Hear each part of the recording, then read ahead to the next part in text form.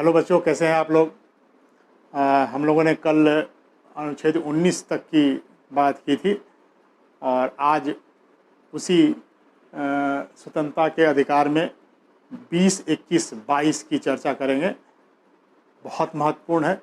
तो 20, 21, 22 पर आइए हम लोग शुरू करते हैं।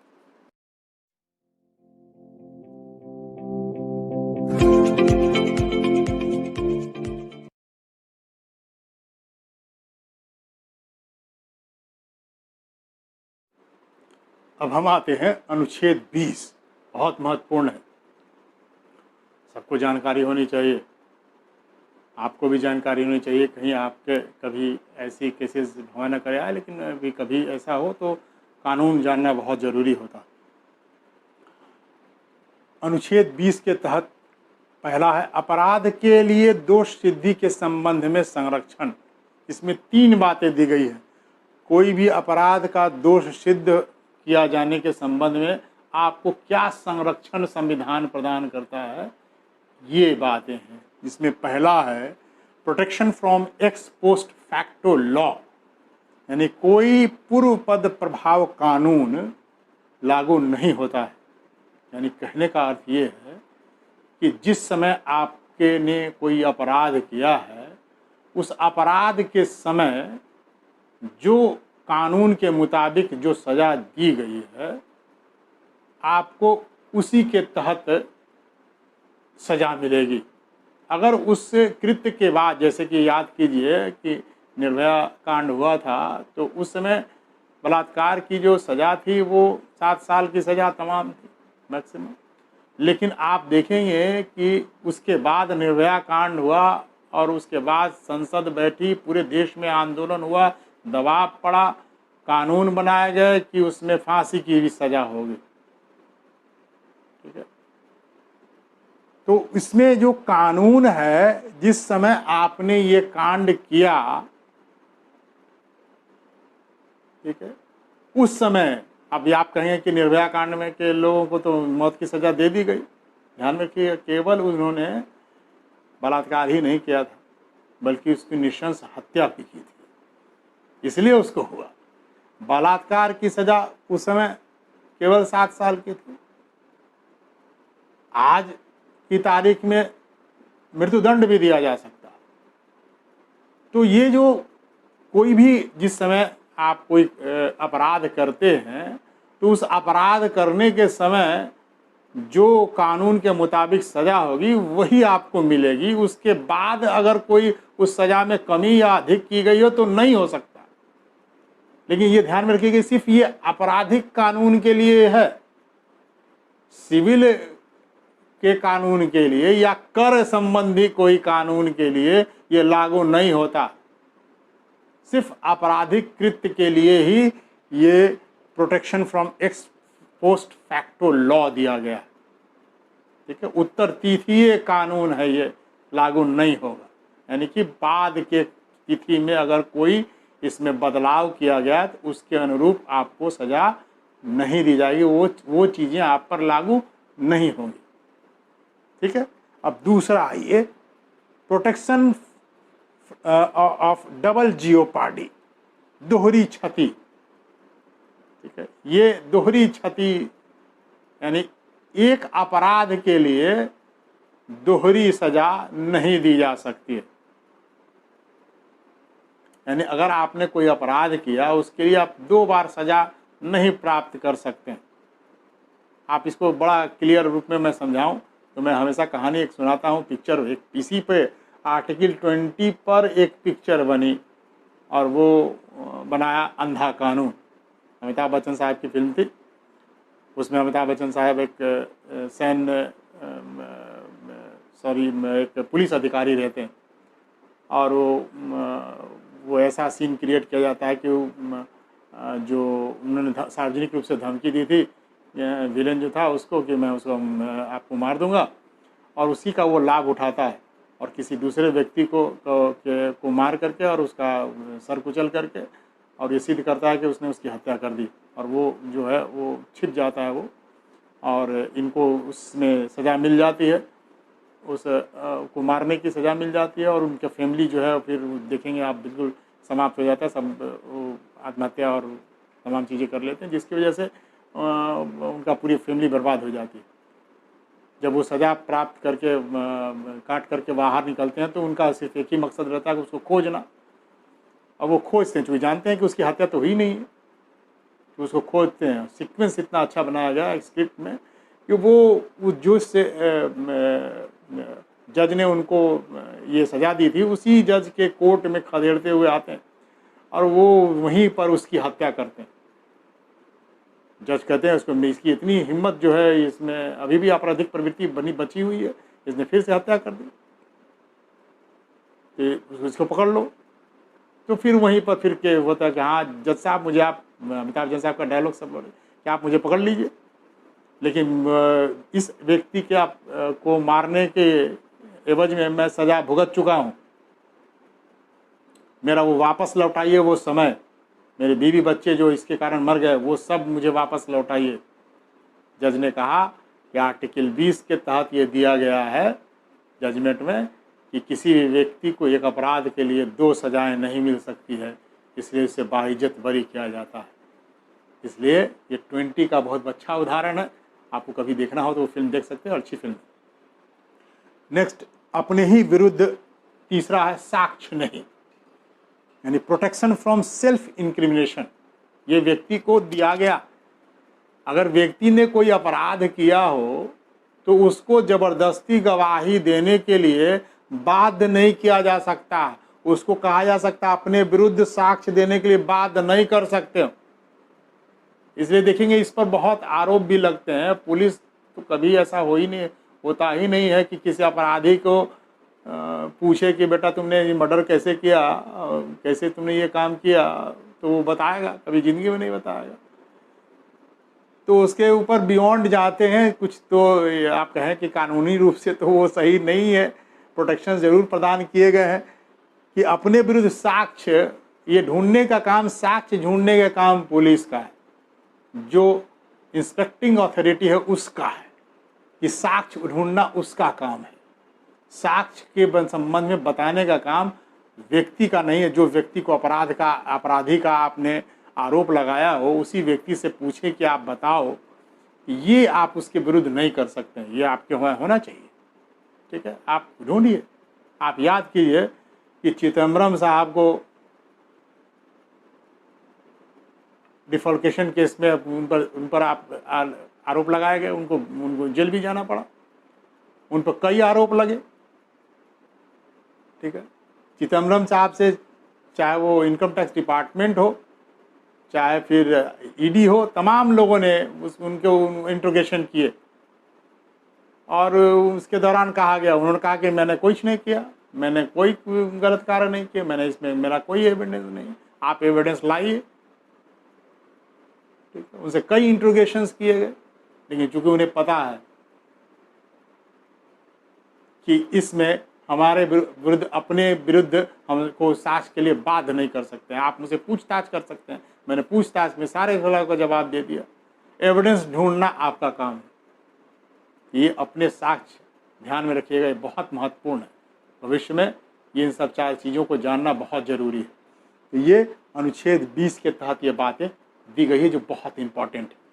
अब हम आते हैं जो सबसे ज़्यादा इम्पॉर्टेंट है, अनुच्छेद 21, राइट टू लाइफ, जीने का अधिकार।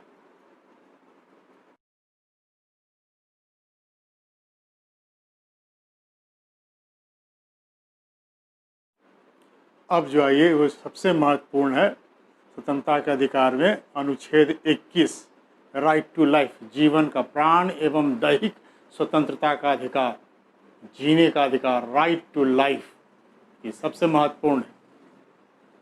और इस 19 की भी और 21 की भी इसकी व्याख्या तो बहुत बार हुई।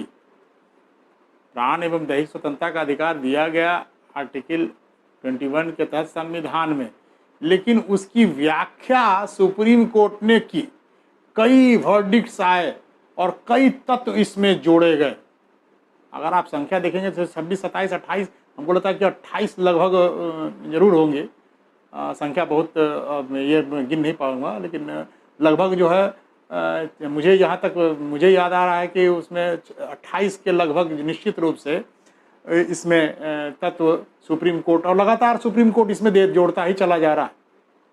मैं बहुत अद्यतन जो जोड़े गए मैं उसकी भी चर्चा करूँगा, लेकिन मैं उसकी ये बहुत इंपॉर्टेंट है मेंस पॉइंट ऑफ व्यू से, बच्चे ध्यान में रखना। और ये ऑब्जेक्टिव के लिए भी कि एग्जाम्सन्स में ये दे देगा कि ये अधिकार निम्नलिखित में से कौन से मौलिक अधिकार में है, तो वो आपको याद रखना पड़ेगा कि ये आर्टिकल 21 का ही हिस्सा, जैसे मैं एक एक करके चर्चा करता हूं। मानवीय प्रतिष्ठा से जीने का अधिकार, अब सबको मानवीय प्रतिष्ठा के साथ जीने का अधिकार शामिल है। एक बच्चा से लेके तमाम जितने भी लोग हैं, वृद्ध तक लोग हैं, उनको भी मानवीय प्रतिष्ठा से जीने का अधिकार है। जो तथाकथित जो निम्न वर्ग के लोग हैं उनको भी प्रतिष्ठा के साथ जीने का अधिकार है। इसीलिए जब कभी किसी व्यक्ति को आप जाति सूचक शब्द से इस्तेमाल करके प्रताड़ित करते हैं तो आपको जीने के अधिकार में वो शामिल है, आपको सीधे सुप्रीम कोर्ट में वो घसीट सकता है कि ये हमें मानवीय प्रतिष्ठा पर ठोस पहुंचाने वाला है, प्रेस्टिज सूट दाखिल करता है। तो मानवीय प्रतिष्ठा के साथ जीने का अधिकार पहला। दूसरा देखें, निजता का अधिकार। अब ये निजता का जो अधिकार है, निजी जीवन में किसी को झांकने का, आपको मैंने 19 में बताया था फ़ोन टैपिंग, टेलीफोन टैपिंग, वो निश्चित रूप से वो भी ये निजता का उल्लंघन है। किसी के निजी जीवन में आप झांक कर नहीं सकते हैं। सरकार को भी आधार कार्ड को लेकर के दाखिल हुआ था केस, तो ये सुप्रीम कोर्ट ने निर्णय दिया कि आधार कार्ड की जो सूचनाएं हैं इसको आपको गोपनीय रखना है, इसका इस्तेमाल सरकार दुरुपयोग नहीं कर सकती है। और कई चीज़ों में अनिवार्यता थी, उसको उन्होंने अनिवार्य रूप से कहा कि नहीं, ये अनिवार्यता समाप्त की जाती, वो ऐच्छिक ही बनाए रखा। हालांकि कुछ सेवाओं में ज़रूरी है अब देना, अब बहुत सारी चीज़ों जोड़ दिए गए हैं, आधार कार्ड को बैंक अकाउंट तमाम चीज़ों से तो बहुत महत्वपूर्ण हो जाता, लेकिन ये निजता के अधिकार का उल्लंघन माना जाता है कि कहीं ना कहीं अगर उसका दुरुपयोग हुआ, अगर मेरी डाटा कहीं चोरी हुई, सरकार निजता का अधिकार का उल्लंघन करेगी तो हम लोग कोर्ट जा सकते हैं। ठीक है। तीसरा है स्वच्छ पर्यावरण का अधिकार। अब आए दिन देखिए, जितना भी आप दिल्ली में देखते हैं ऑड इवन योजना तमाम जितनी लागू की जाती है, स्वच्छ पर्यावरण को दिमाग में रखते हुए पेट्रोल डीजल तमाम जो वाहनों को जो है सीएनजी चलेंगे दिल्ली में, वो इस सब वाहनों के ऊपर प्रतिबंध है, बहुत सारे सार्वजनिक जो वाहन हैं उस पर प्रतिबंध लगाया गया, इसलिए कि प्रदूषण का लेवल बहुत तेज़ी से उड़ता चला जा रहा है। तो स्वच्छ पर्यावरण के आप PIL दाखिल कर सकते हैं। आपके शहर में बहुत प्रदूषण फैल रहा है तो आप PIL दाखिल कर सकते हैं, पब्लिक इंटरेस्ट लिटिगेशन कहते हैं, मैं आगे बताऊँगा, PIL दाखिल कर सकते हैं। तो ये स्वच्छ पर्यावरण का अधिकार, ये हमारा जीने के अधिकार में शामिल है। इसलिए सरकार जो है आज बहुत सजग है। मैं इकोनॉमी में भी बताऊंगा आपको, पर्यावरण को बहुत प्रमुखता प्रदान की जा रही है। इसलिए देखिए सरकार आजकल बहुत सजग है कि पर्यावरण के जो प्रदूषण का जो लेवल है उसको कम करना है। इसलिए वृक्षारोपण और तमाम चीज़ों पर सरकार इसलिए जोर दे रही है क्योंकि उसमें बजटीय प्रावधान किए गए कि जो जितना ज़्यादा ग्रीनरी एरिया वाला राज्य होगा उसको बजट में एलोकेशन में फ़ायदे होंगे। इसलिए सरकार आजकल बहुत सजग हो गई है। तमाम राज्य सरकारें इस पर अभियान चला कर रही है। विगत देखेंगे एक सप्ताह तक उत्तर प्रदेश सरकार ने अभियान चला करके करोड़ों जो है उसमें पौधे लगाए गए। तो ये आप देखेंगे ये बहुत महत्वपूर्ण है जीने के अधिकार में। अगर आपको सांस लेने के लिए वायु ना मिले, चीन में बीजिंग की जो हालत हुई, ये बच्चे जो हैं वो सिलेंडर जो है ऑक्सीजन का छोटा सा कंधे में बांध करके स्कूल जा रहे हैं, वैसी नौबत ना आए। ध्यान में रखिए, सार्वजनिक वाहनों का इस्तेमाल करेंगे तो प्रदूषण लेवल कम होगा। सब लोग अपने अपने व्हीकल्स, मोटरसाइकिल और कार का इस्तेमाल करेंगे, निश्चित रूप से प्रदूषण बढ़ेगा। हमारे यहाँ तो प्रतिष्ठा का प्रश्न बना रहता है।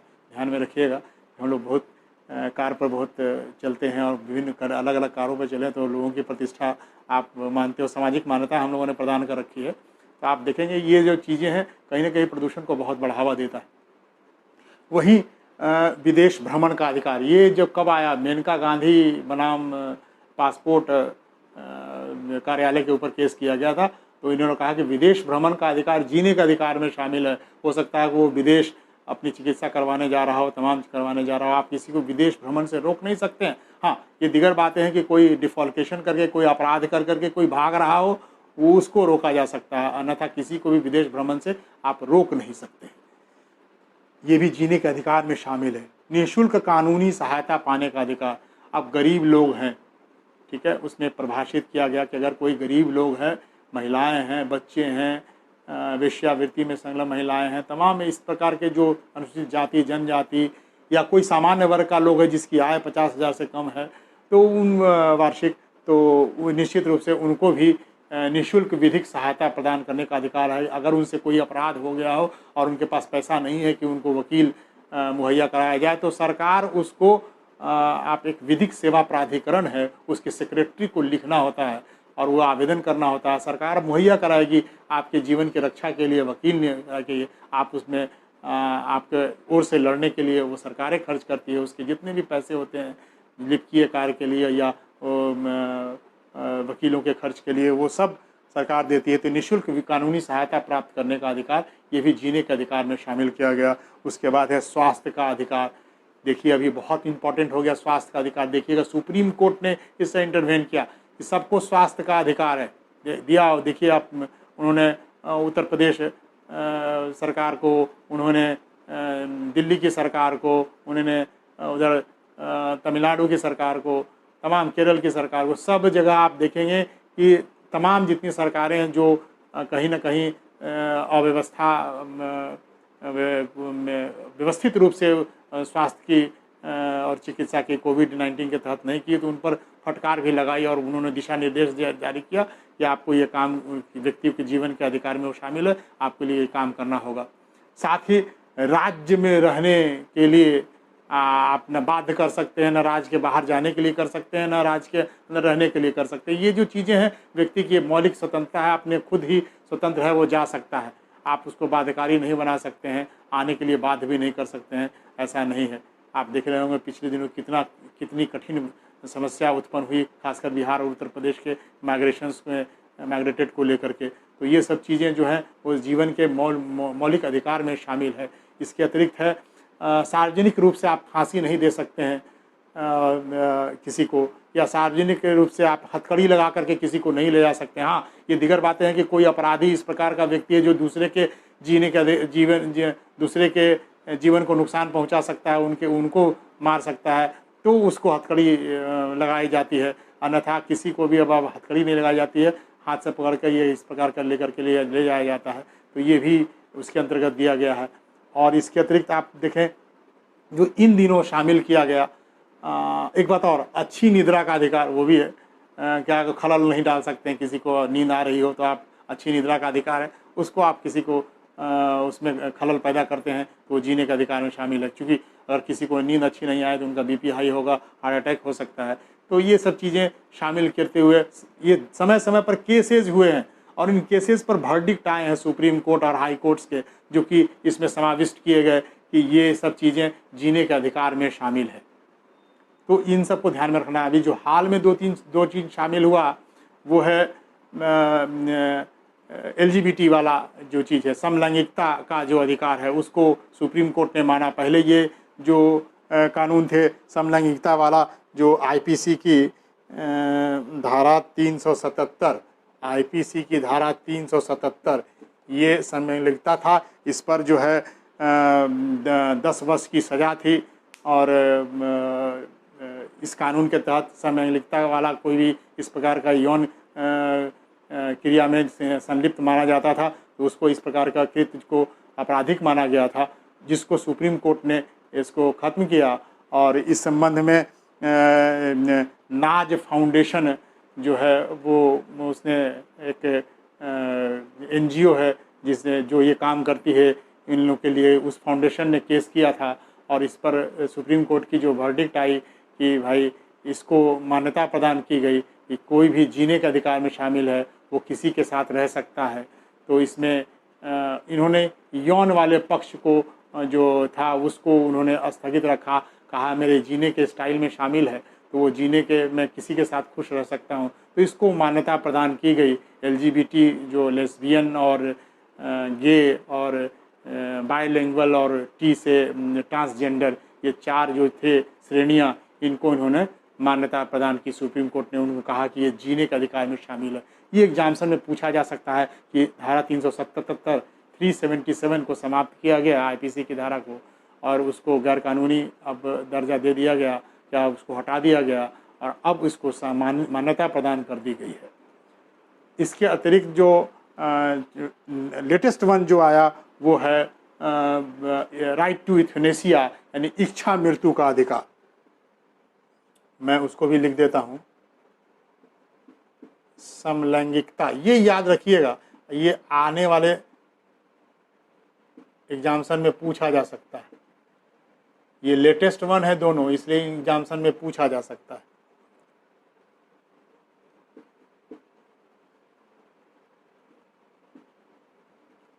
राइट टू यूथनेसिया, इच्छा मृत्यु का अधिकार। पैसिव यूथनेसिया, इच्छा मृत्यु, नीदरलैंड कुछ और कंट्री है, यूरोपियन कंट्री, जिसमें ये पहले से ही लागू है, मान्यता प्रदान कर दी गई थी। अमेरिका और इंडिया, इन सब चीज़ बहुत केसेज आए इस संबंध में। आप इसको 2 भागों में हमारे यहाँ बांटा गया, पैसिव यूथनेसिया और एक्टिव यूथनेसिया। पैसिव यूथनेसिया कहते हैं कि अगर कोई व्यक्ति ऐसा है जिसमें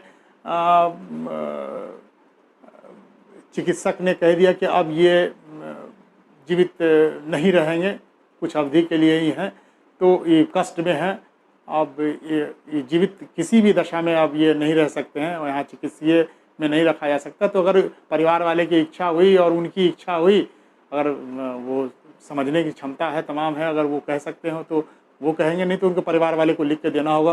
तो उनको इस प्रकार के कुछ जो औषधि हैं उनसे उनको निश्चेतन वाले उसको धीरे धीरे देते हुए उनको मारा जा सकता है, वो जिसको वैधता प्रदान कर दी गई।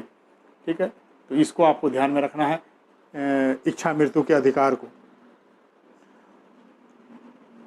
और इस तरह से बहुत सारे ऐसे चीज़ें हैं जो कि इसमें डाले गए। अब सबकी चर्चा करनी तो बेकार है, लेकिन मुझे लगता है कि उतनी चर्चा करने की आवश्यकता है नहीं। एग्जाम्सन में जो बहुत महत्वपूर्ण है उनकी चर्चा करेंगे, 26-28 है, उसको लिखेंगे तो बहुत समय लग जाएगा। बस केवल चर्चा मात्र करनी, इन सब की व्याख्या करके कर देनी है, जिससे कि आपका उत्तर बहुत अच्छा बन सकेगा और आप लोग को ऑब्जेक्टिव पॉइंट ऑफ व्यू से जो नई चीज़ें आती हैं वो महत्वपूर्ण है आपको डालना। बाकी तो ऐसे बहुत हैं, आपातकालीन चिकित्सीय सुविधा प्रदान करना, ठीक है, बंधुआ मजदूरी पर नियंत्रण, ये सब तमाम चीज़ें हैं, ये सब जीवन के अधिकार में शामिल हैं। तो ये बहुत महत्वपूर्ण है जिसकी हमने चर्चा की। 20 और 21 के संबंध में एक और क्वेश्चन आता है कि ये आपातकाल अगर आप लगाते हो, राष्ट्रीय आपात भी लगाते हो, तब भी ये स्थगित नहीं की जा सकती है। बाकी जितने मौलिक अधिकार हैं वो स्थगित हो सकता है, लेकिन 20 और 21 इसको आप समाप्त नहीं कर सकते हैं। आर्टिकल 21 में जितनी बातें मैंने आपको बताई उसमें एक बहुत महत्वपूर्ण और चीज़ जोड़ा गया और वो अलग से जोड़ा गया, ये जोड़ा गया है संसद के द्वारा। उसमें सुप्रीम कोर्ट के इंटरवेन के बाद जो बातें दी गई वो मैंने आपको बताई, ये जोड़ा गया और वो था आर्टिकल 21A। बहुत महत्वपूर्ण है, एग्जाम में बहुत पूछा जाता है। 21A, ये जो जोड़ा गया 21A, इसमें जो बातें बताई गई, प्रावधान किया गया कि राज्य 6 वर्ष से 14 वर्ष के बच्चों को अनिवार्य रूप से शिक्षा का प्रदान करेगा। ये ध्यान में रखिएगा, 6 to 14 ईयर्स वाले में आप कहीं कहीं देखेंगे 14 वर्ष से कम के लिखा रहता है। 14 वर्ष से कम जितने भी बच्चे हैं उनको अनिवार्य शिक्षा प्रदान करेगा, राज्य के लिए ये प्रावधान किया गया। और न केवल इसको राज्य के लिए बाध्यकारी बनाया गया, 86वां संविधान संशोधन 2002 के द्वारा ये जोड़ा गया। 86वें संविधान संशोधन, ये भी एग्जाम में आता है बेटा जी, ध्यान में रखिएगा आप लोग।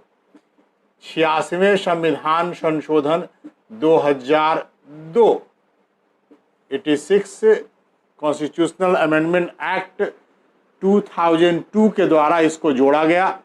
और ये तीनों में है, मौलिक अधिकार में भी इसकी बातें की गई और राज्य के नीति निर्देशक तत्व में भी यह बातें की गई और मौलिक कर्तव्य में भी इसकी बात की गई।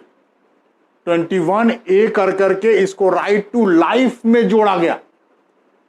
45A में डायरेक्टिव प्रिंसिपल्स में जोड़ा गया और 51 जो हमारा मौलिक कर्तव्य है उसमें 11वां मौलिक कर्तव्य जोड़ा गया।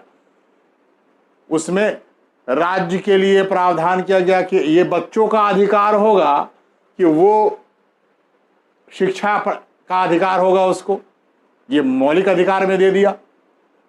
जीने के अधिकार में शामिल है, मौलिक अधिकार के जीने के अधिकार में शामिल है, बहुत महत्वपूर्ण बनाया गया। और सर्व शिक्षा अभियान जो हमारे यहाँ चलाया गया उसमें ये सबसे महत्वपूर्ण भूमिका अदा किया। और 45A में जो डायरेक्टिव प्रिंसिपल में उसमें राज्य को ये सौंपा गया कि राज्य इसकी व्यवस्था करेगा। और मौलिक कर्तव्य में जितने अभिभावक हैं और माता पिता हैं उनके लिए ये कर्तव्य हुआ कि वो अपने बच्चों को अनिवार्य रूप से शिक्षा प्रदान करवाएं। तो ये बहुत महत्वपूर्ण क्लॉज था हमारे यहाँ जो शिक्षा का स्तर है उसको बढ़ाने में। हाँ, ध्यान में रखिएगा, इसमें किसी प्रकार की जो कॉलेज की शिक्षा है या फिर इसमें व्यावसायिक शिक्षा है, ये सब इसके परिधि के बाहर है। राज्य सिर्फ प्राथमिक शिक्षा, निःशुल्क प्राथमिक शिक्षा मुहैया कराएगा। ठीक है, इतनी बातें 21A की है, बहुत महत्वपूर्ण है, याद रखिएगा। एग्जाम्स में पूछ क्या सकता है कि 86वें संविधान संशोधन 2002 की परिधि निम्नलिखित में से किसके अंतर्गत आती है? ए, मौलिक अधिकार, बी, राज्य के नीति निर्देशक तत्व, सी, मौलिक कर्तव्य, डी, उपरोक्त सभी। तो इसमें डी, उपरोक्त सभी इंपॉर्टेंट होगा, ध्यान में रखिएगा। ये तीनों चीज बहुत मायने रखता है, तीनों में दिया गया, इसलिए ये बहुत 86वां संविधान संशोधन बहुत महत्वपूर्ण भूमिका है इसकी। अब हम आते हैं आर्टिकल 22 पर, अनुच्छेद 22।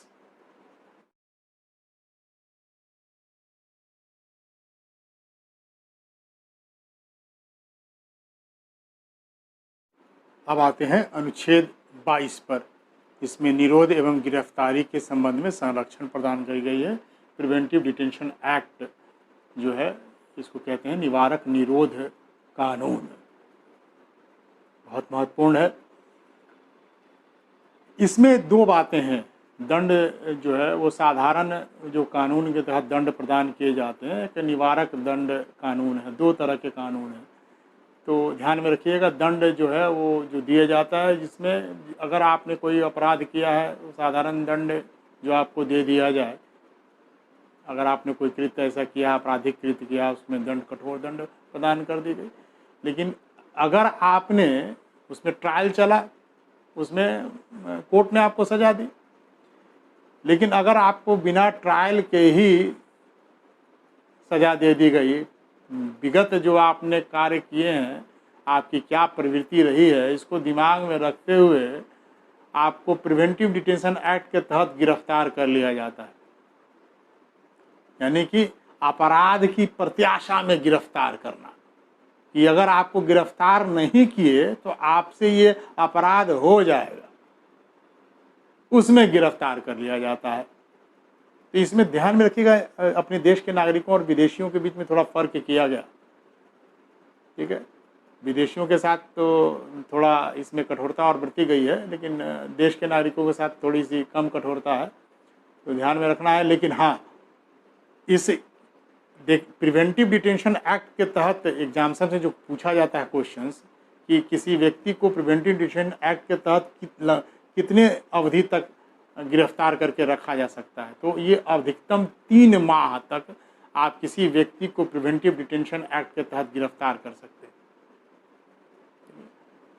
इसमें वो 24 घंटे के अंदर में न्यायालय के समक्ष प्रस्तुत करना और तमाम जो चीज़ें हैं वो लागू नहीं होती हैं, वो साधारण वाले में लागू होती हैं, इसमें लागू नहीं होती है। हाँ, आपको कारण बताया जाएगा, आपके वकील को बताया जाएगा, वो न्यायालय में देंगे, न्यायालय उनको क्या अगर उसको मानती है आपको रिहा भी कर सकती है। लेकिन इसमें प्रिवेंटिव डिटेंशन एक्ट में आपको अपराध सिद्ध होने के पहले ही आपको मान लिया जाता है और उसको गिरफ्तार कर लिया जाता है।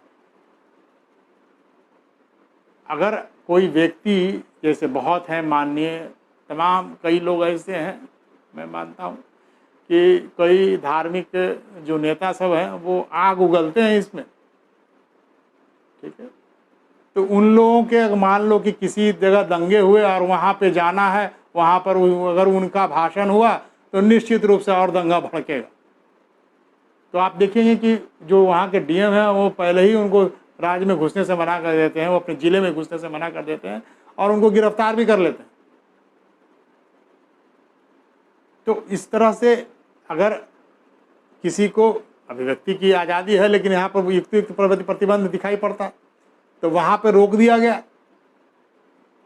वहाँ पर उनको गिरफ्तार कर लिया गया, तो प्रिवेंटिव डिटेंशन एक्ट के तहत आपको गिरफ्तार करके रख लिया जाएगा और अगर हुआ तो उनको जल्दी छोड़ भी जाता है। लेकिन लगता है कि हाँ, इनको अभी और इनसे पूछताछ करनी हो, कोई ऐसा कोई व्यक्ति हो जो जासूसी कर रहा हो, तमाम चीज़ कर रहा हो और वो पकड़ में आ गया हो तो उनको गिरफ्तार कर लिया गया, तो उस एक्ट के तहत वो अधिकतम 3 माह तक रहेंगे। और अगर इससे ज़्यादा रखने की आवश्यकता हो तो फिर उस आवेदन की जाती है और उसमें जो उच्च न्यायालय के न्यायाधीश होते हैं वो रहते हैं। और ये कहाँ की जाती है, तो सलाहकार बोर्ड होता है, वो सलाहकार बोर्ड अगर इसको एडवाइजरी कमेटी जो है अगर ये कर दे कि इनको 3 माह से अधिक इनको गिरफ्तार करके रखना हो, वो तय करेगी तो उससे अधिक भी रखा जा सकता है, अन्यथा उनको छोड़ना है, ठीक है। तो ये बातें थी 22 में जो गिरफ्तारी के संबंध में बातें थी। निवारक निरोध कानून जो है वो बनाने के संबंध में संसद और विधानमंडल, राज्य विधानमंडलों को अलग अलग शक्तियों का पृथक्करण यहाँ पे किया गया। कुछ मामले जो राष्ट्रीय सुरक्षा को दिमाग में रखे हैं वो इस पर संसद कानून बनाती है और राज्य में जो कुछ गतिविधियाँ जो आपराधिक गतिविधियों के लिए, उसके लिए राज्य अपना प्रिवेंटिव डिटेंशन एक्ट बना सकता है। जैसे इसको भी माना गया, जैसे मान लीजिए कि आप कुछ अवैध व्यवसाय कर रहे हैं, जैसे आप अंतर्राष्ट्रीय रूप से अगर आपने कोई हवाला वाला कांड वगैरह तमाम चीज़ें जितनी आती हैं, या आतंकवादी गतिविधियों में संबंध में बहुत सारे कानून बनते हैं, जैसे कोफेपोसा हुआ, पोटा हुआ, टाडा हुआ, ये सब अभी जो राष्ट्रीय सुरक्षा अधिनियम है NSA है, तो वो सब जो आप देखते हैं कि जो कानून है ये सब प्रिवेंटिव डिटेंशन एक्ट के तहत ही है। इस तरह से अवैध बेगारी प्रथा और तमाम जो करती है उसको भी ट्रैफिक कानून के तहत जो बनाए गए हैं वो सब चीज़ें भी इसके अंतर्गत आती है, वो कानून बनती है। या काला बाजारी को लेकर के आप देखते हैं राज्य सरकारें अपने काला बाजारी को लेकर के कानूनें बनाती हैं, जो कि कभी कभी आप देखेंगे कि वस्तुओं का काला बाजारी करके और महंगाई को बढ़ाने के लिए काम करती है। तो उन सब को रोकने के लिए जो कानून बनते हैं वो सब इसी के अंतर्गत आते हैं, प्रिवेंटिव डिटेंशन एक्ट के कानून के तहत आते हैं, उसको रोकने का कार्य करते हैं। तो मैंने आज आपसे 20, 21, 22 की बातें कर ली। अब इसके आगे की जो बातें होंगी, आगे आर्टिकल्स की बातें होंगी, मैं अगले क्लास में करूँगा। और मैंने संडे को, जैसे मैंने कहा था कि आप लोगों को करंट अफेयर्स के कुछ फैक्ट्स जो है मैं आपको दूंगा, जो कि आप हर हफ्ते उस करंट अफेयर्स को याद करेंगे। तो मैंने उसको इंस्टाग्राम पे डाल दिया, तो आप लोग उसमें मुझे फॉलो करके आप उसमें से वो प्राप्त कर सकते हैं। धन्यवाद।